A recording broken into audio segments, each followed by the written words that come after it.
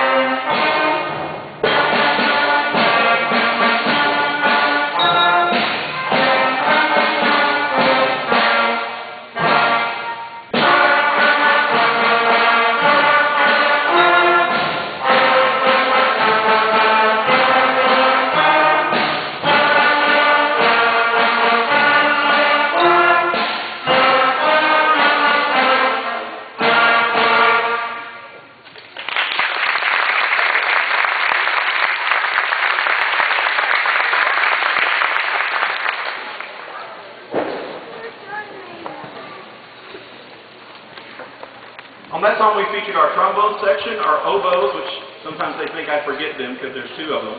I didn't forget you. Yeah. The flutes and clarinets on that one. Later on, we'll feature the other folks who didn't get to play on that round. But this next song, we're going to play in 2 parts. It's a duet.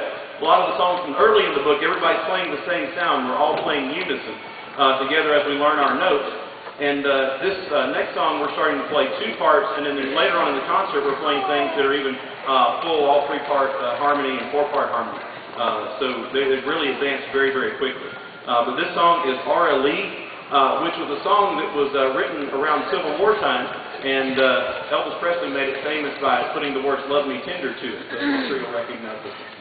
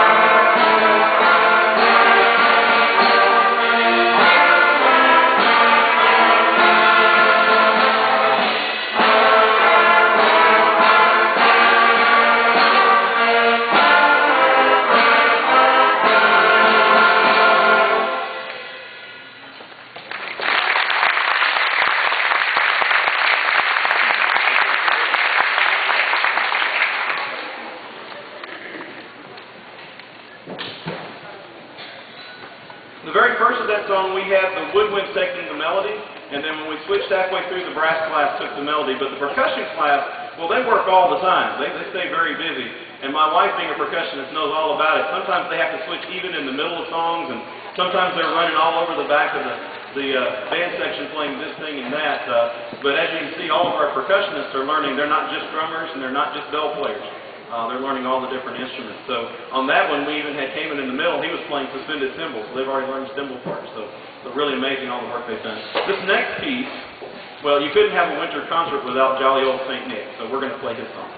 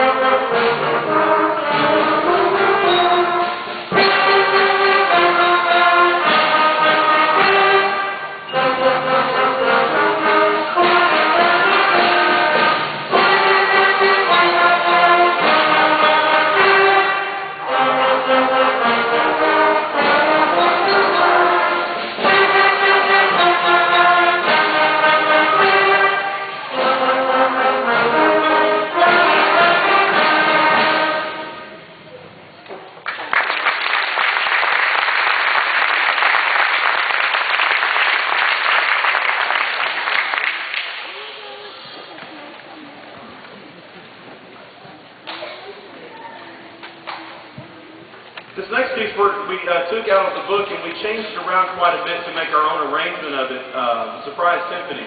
And we feature on bells. We actually have two gentlemen that play bells on the first time through, and then, well, we didn't want to leave Drew out of the mix, so the last time through when we played again, he's going to go over and play bells, so they actually all get to play bells. And then one is playing triangle and snare drum and bass drum, so that's fun enough to watch. But we're also going to feature the woodwinds on one part of it and the brass on one part, and at the very end we're going to have a variation of the theme and finish out the song. But we took it a little bit out of what's in the book, so nobody plays it like we do. So this is Surprise Symphony.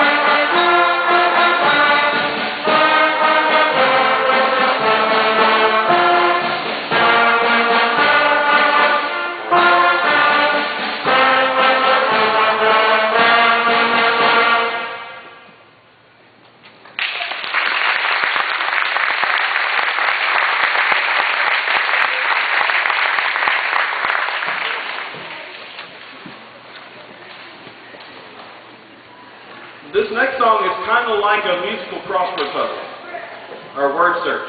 I'm trying to find the words that fit in there. Well, actually, we're going to do that with music. We're going to fit as many holiday songs as we can into this.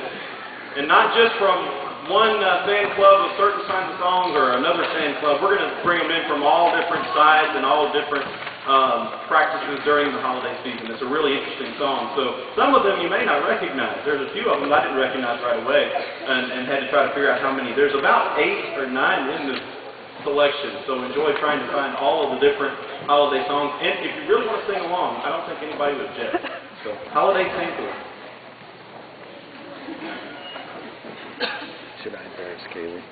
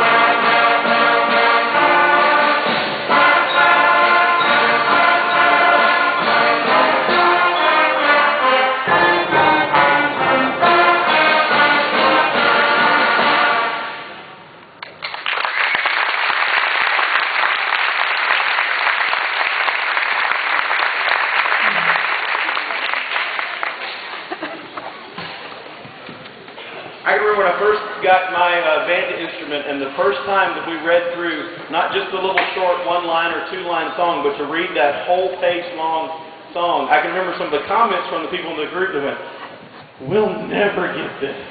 We can't play this song. It's so hard." And then we came across the second one in the book, and then they said the same thing. Oh, we can't play this one. It's too long. Oh, I'm so worn out. And then after they were done the first time, they were rubbing their faces. Oh. But now they play it like it's no problem. So they did a fine job with that. This next one is a song that's a little bit more difficult. It's the one that's right in the middle of the book, and we set our eyes on this, said by the middle of the year, we're going to play this song. And so we accomplished our goal. This one's called Eagle Summit March, and it's a little tougher than the last one we heard because the parts are a little more independent. Hope you enjoy it. Eagle Summit March.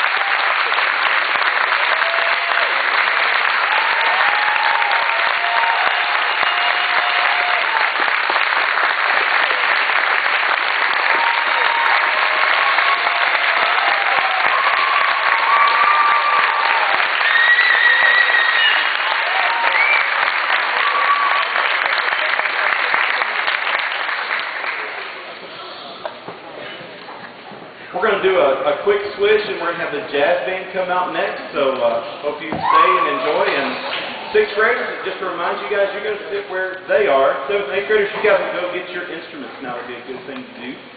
So we'll have just a couple short minutes.